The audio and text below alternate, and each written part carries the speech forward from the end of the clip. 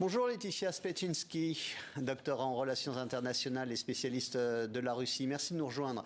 Nous allons nous arrêter sur une image.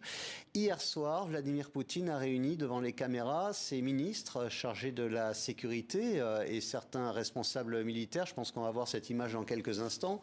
Les attitudes, les regards sont crispés, voire penauds.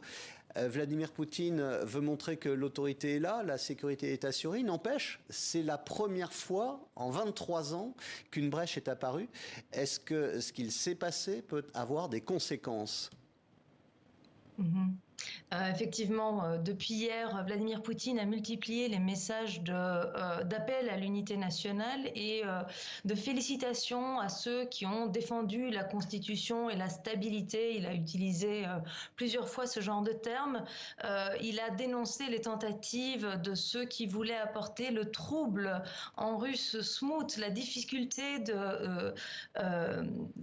l'avantage d'utiliser plutôt ce terme de trouble, c'est qu'il fait référence à des périodes lointaines dans l'histoire de la Russie où les troubles sont toujours venus de l'extérieur et ont amené le désastre, la désolation. Donc l'idée d'une instabilité fait très peur à la population russe. C'est quelque chose qu'on a entendu beaucoup dans les médias russes.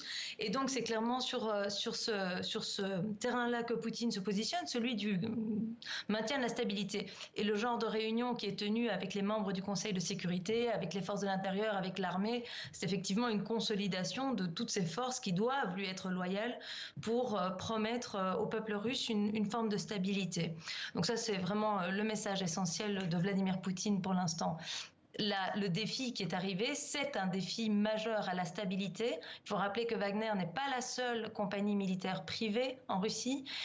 Il risque d'y avoir de la concurrence et, à mon avis, juste une question qui s'ouvre, c'est de savoir comment le pouvoir dorénavant va gérer sa relation avec l'ensemble des sociétés de protection. On sait que Gazprom, par exemple, a ouvert sa propre société, a développé sa propre société de protection des infrastructures.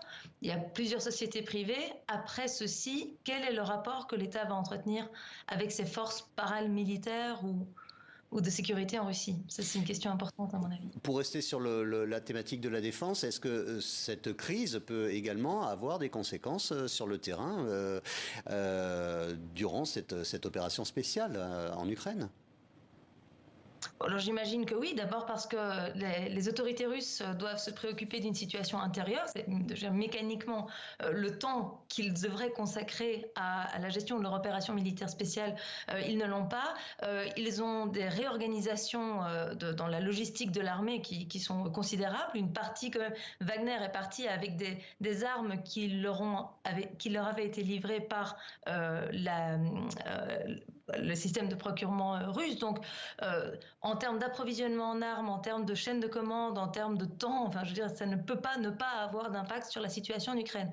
Remarquons que les regards médiatiques ont été complètement détournés de la situation sur le terrain en Ukraine.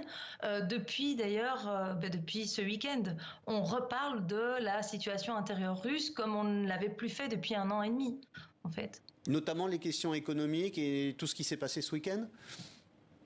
Les questions économiques ? C'est-à-dire que la parole se libère jusqu'à parler des problèmes endémiques de la Russie ? Alors oui, en prenant le temps hier de regarder la télévision d'opposition russe, les deux, en fait, j'ai regardé la première chaîne officielle et puis la chaîne, la TV Dozhd, pour ceux qui connaissent, donc une chaîne d'opposition. La parole des auditeurs était vraiment très marquée. Alors, sur la chaîne officielle, tout le monde saluait l'arrêt de la rébellion. Sur la chaîne d'opposition, les gens disaient de Moscou à Vladivostok que ça avait été le plus beau jour de leur vie, qu'ils espéraient un changement. Là, je cite vraiment ce qui était dit hier, que tous leurs espoirs avaient été douchés lorsqu'ils ont appris que Prigojine faisait demi-tour.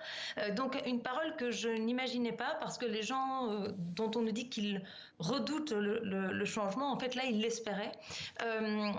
Donc, grosse déception de se rendre compte que tout va redevenir comme avant. Et les gens, là, effectivement, mentionnent l'ensemble des problèmes économiques dans la région, des difficultés et de l'espoir d'une modernisation profonde de la Russie. Donc là, c'est question de la diversification de l'économie, de la modernisation et de l'espoir d'un avenir peut-être différent. Merci beaucoup Laetitia Spetchinski d'avoir répondu à nos questions. Vous êtes spécialiste de la Russie, on le rappelle, chargée de cours à l'université de Louvain.